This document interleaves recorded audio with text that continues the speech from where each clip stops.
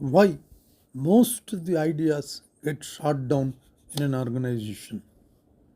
We must be aware of concept killers. A big idea, definitely your idea take flight. Not if you let your concept be killed by all the usual excuses you hear from your colleagues, your manager, your bosses, and excuses motivated by fear of possessiveness, more of possessiveness. In this wide ranging manifesto, it is offered that how you have to persuade someone to embrace your idea, to not to be swayed off by negative responses and utilize your creativity. Everyone has ideas. After all, it is said, I think, therefore I am. Enough to have the idea, but then what? For some, it is not enough to sell. What is the mechanism behind the human psyche in rejecting a novel idea or a new idea created by their own colleagues or their own subordinates or their own fellow men who are working in an organization or in general in a society? So, most people are not satisfied by the mere act of thinking. Instead, they want to put those ideas to work.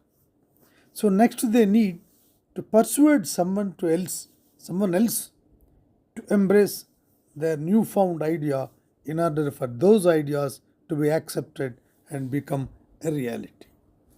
When they will become reality, they will become reality when they are successfully implemented in an organization or in a group or in a society in general.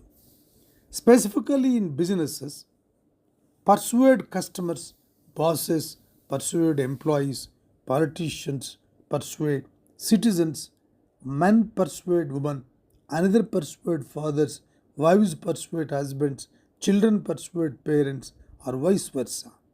This is normal process whether it is in a family or in a society or in a group.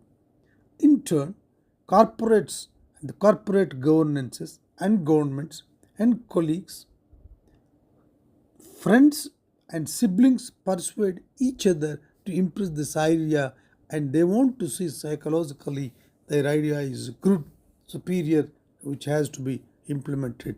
This is normal human psyche. And sometimes people just have to convince themselves.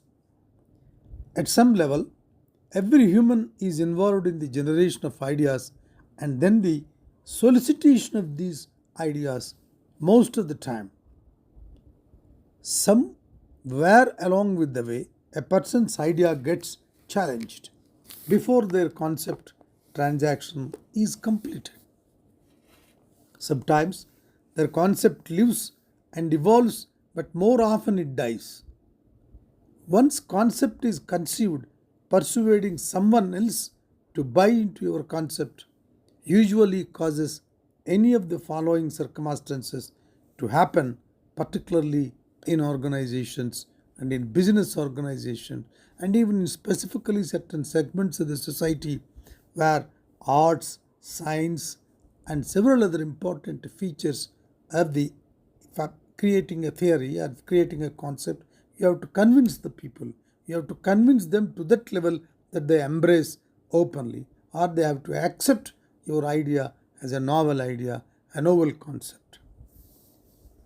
Particularly in marketing, sales, arts, science, and even with the government, this is a very difficult art to convince the people and make them to believe that our idea is novel, which will be helpful to the society or to the organization or in general to the humankind. Normally, what are the style of responses either from colleagues and society we expect whenever you are putting forth a new idea, a new concept into the society or in an organization? The reasons normally expected from concept killers, let us dwell now. The boss won't go for that, the first reply. The lawyers won't go for that, The accountants won't go for that. The client won't go for that. The sale people won't go for that. This is the type of things come normally in an organization. Coming to the point of investors, people will start saying the investors won't go for that, so and so won't like that. It is not of us. It won't fit into our system. We are not ready for that yet. I don't think it should work. I don't understand. Do you understand? Will anyone understand? These are the type of the questions normally a novel idea a creator has to face either with his colleagues or in an organization, or proposing when he is proposing this concept to any platform which he wants to convince them. Some more people will say, to evade, we will they think of next. It is politically incorrect. It is too complicated. It is too late for that now. It is too expensive. We will lose money. Why should we do that? Who says nobody will want that? Where are you coming from? It can be done. Have the committee reviewed it? Let us do more research. Let us take a vote on it. Let us take a vote on it is a very dangerous answer which normally any innovator, any a person with exceptional mental capability who bring new ideas in an organization. If you play devil's advocate, I never heard of such a thing. We have already tried that. That has been done before. This is another level of reply normally you get in an organization. It's not now we do things here. We have never done anything like that. We will get back to you. That is a subject for another meeting. It creates more problems than it solves. Sounds like too many problems. That our only solves come of the problems that is going to cause problems. Here we go again. That is unique, but how far it is practical? They say simply to please you, to appease you. It is unique idea, but how far it is practical? Very interesting, but I understand. But I love it. But great idea. But yes, but how? Then this is not the time. This is not appropriate time. This sort of things anybody who proposes a new idea have to face in an organization. Some people say, let us wait till we see the numbers you are proposing. What? Let us not rock the boat. Silence, then keep quiet. Some people laugh. Boss, where did what this come from? I have got a better idea. Hey, there is a recession going on. We have never done anything like that. The press will kill us. That is not your decision to make. It is a decision of the management. These sort of replies and language, any creator of a new idea, a new concept will face in an organization in general, or even with the society with whom he is proposing a new ideas. What people really mean to say, but would never openly admit that this is a new idea, that this is a creative idea, that this is an idea which can be experimented. Basically, if you analyze psychologically, why these people speak like that? They are innately afraid. They are afraid of anything that is new, improved, unique, different, and better. Anything that acts like a catalyst for change, because they are very much averse to the change. Things they are not familiar with, and or anything that annoys, threatens, or harms their ego. Harms their ego. This is a very important point. Any person who is pushing a new idea, new concept in an organization have to keep. Their ego, status, power, or even a livelihood. These are the factors which contribute creating a negative atmosphere even for the most elevated level of people who are with creative brains whenever they are proposing their new ideas, new concepts in an organization. Because of the fear, it is so much easier for most people to say no rather than yes. to accept your concept. It is understandable that they want to fix it or change it or add to it or to subtract from it or water it down or make it less simple, direct to the point, or put their own imprint on it. This is another idea normally senior managers will be doing. They want to bring their own ideas and see that that imprint is put on the surface of the new concept which you are proposing. People are afraid of evolution,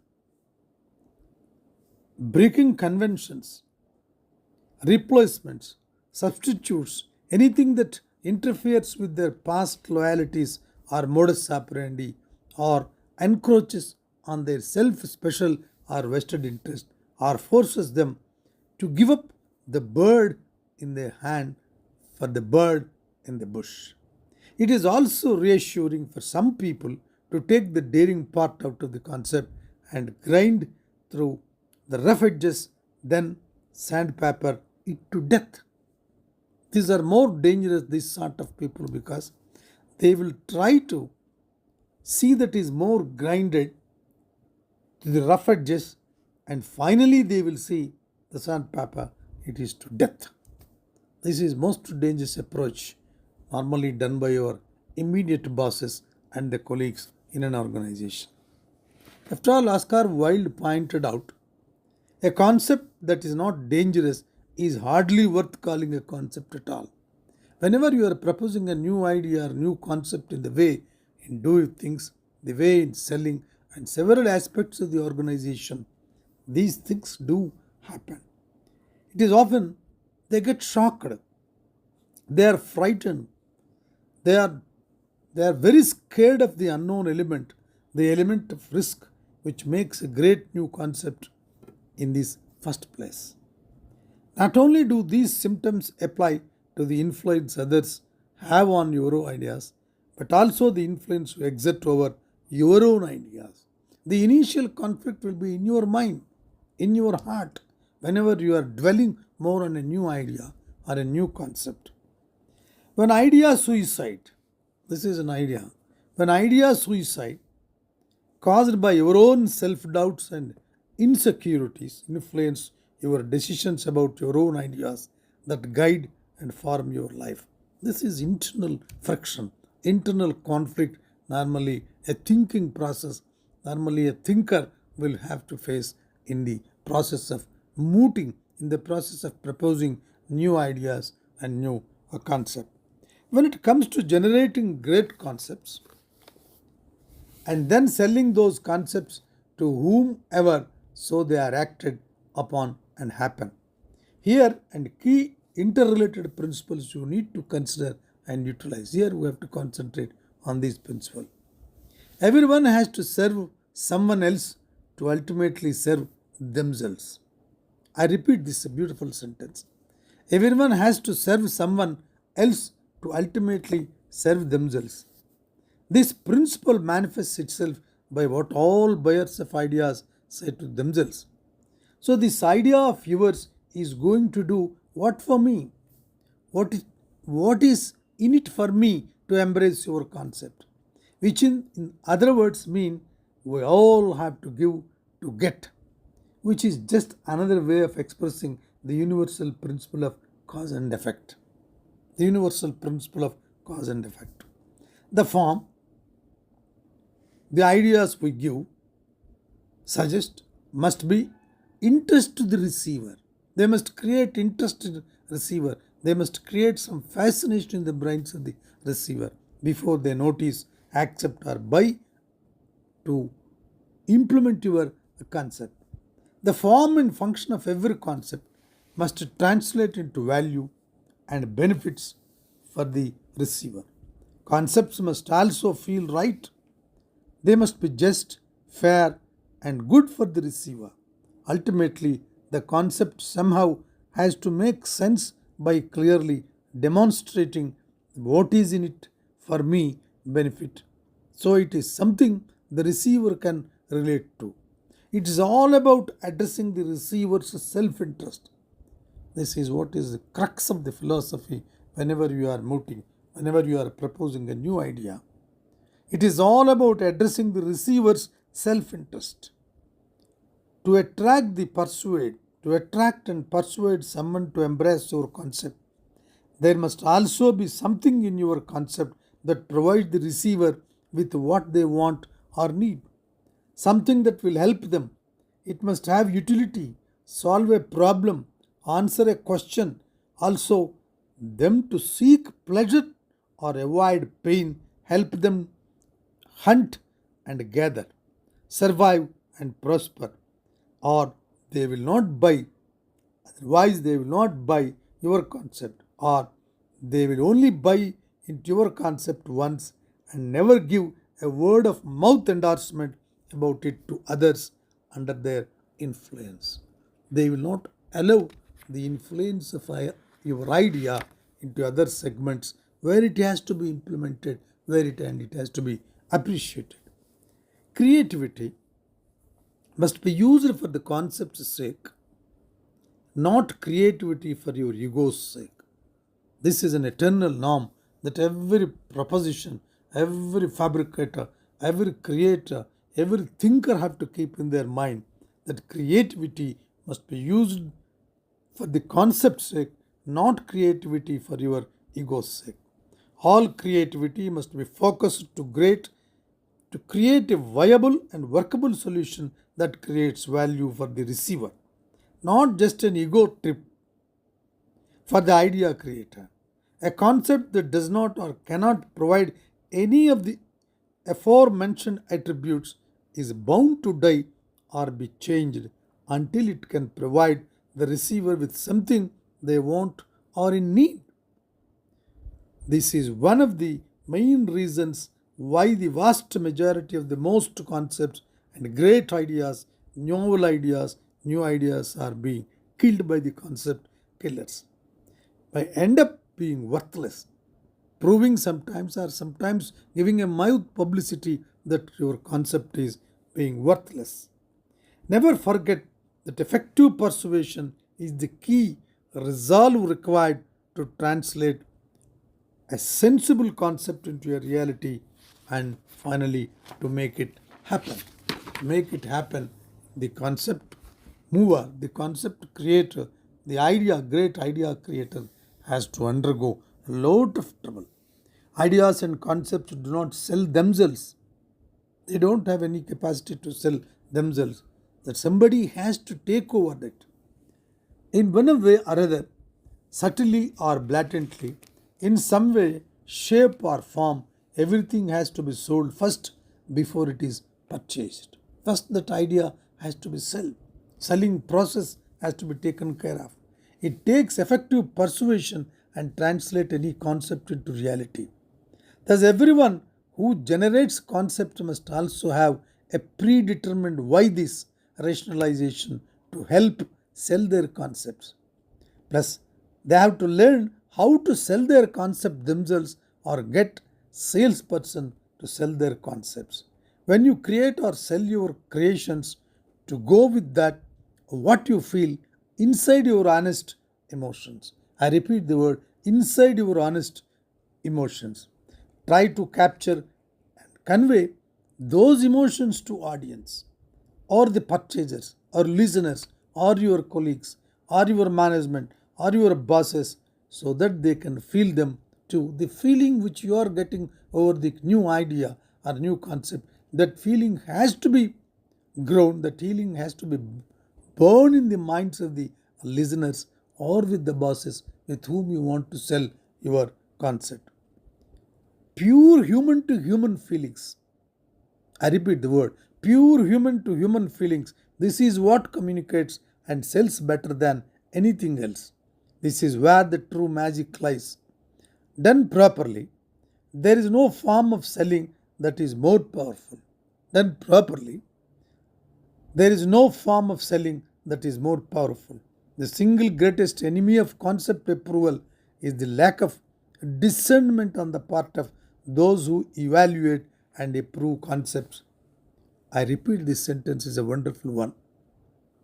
The single greatest enemy of concept approval is the lack of discernment on the part of those who evaluate and approve concepts, simply because true discernment is the rarest talent in the world. The ability to judge well, knowing what is good or right when one sees it, being able to make insightful and discriminating value judgments between what is correct and what is not. This allows one to see and define value traits in ideas, concepts, approaches, and the people who conceive them. It is something most people simply do not sense and about cannot fully understand or to do. Idea, people must silently care and not care at the same time. You should care about what is important to you, but not care about what other people think. Otherwise, the fear and uncertainty will defeat your instinct, will defeat your capacity, will defeat your intellectual ability in getting a feeling of defeated and lacking the track of creativity and the novelty of pushing great ideas and great concepts. The principle applies to those who are trying to sell your concept to, because they might have a sense of what they want but not necessarily what they need. The better your concept is, it is easier to sell. The best way to create great concept is by conceptualizing and utilizing creativity. I repeat these beautiful sentences. The best way to create a great concept is by conceptualizing and utilizing creativity. Thank you very much.